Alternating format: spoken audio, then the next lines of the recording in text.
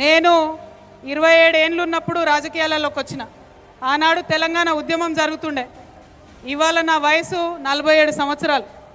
ఈ 20 ఏళ్ళల్లో మొత్తం తెలంగాణ కోసం, తెలంగాణ ఉద్యమం కోసం, కేసీఆర్ గారి కోసం, టీఆర్ఎస్ పార్టీ కోసం, బీఆర్ఎస్ పార్టీ కోసం నేను పనిచేసిన. మీ అందరికీ తెలిసిందే.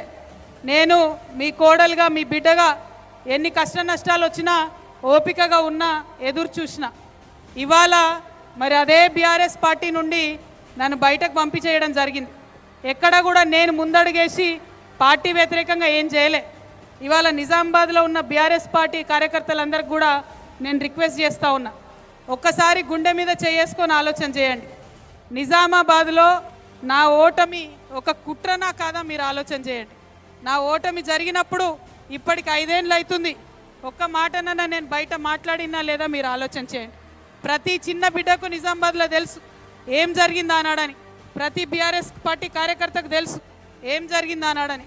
కానీ నేను ఎప్పుడైనా సరే ఆ అవమానాన్ని భరించిన. ఎందుకోసం? నాన్నగారి మీద గౌరవంతో, బీఆర్ఎస్ పార్టీ అంటే ప్రేమతోని, తెలంగాణ రాష్ట్రం మంచిగా ఉండాలనేటటువంటి ఆలోచనతో. కానీ ఇవాళ ఇంటి గుట్టంతా బయటేసి మరి నన్ను ఇబ్బంది పెడుతున్నటువంటి సందర్భంలో మళ్ళీ నా మనుషుల దగ్గరికి, మళ్ళీ నా ప్రజల దగ్గరికి, మళ్ళీ నా నిజామాబాద్ గడ్డ దగ్గరికి వచ్చిన.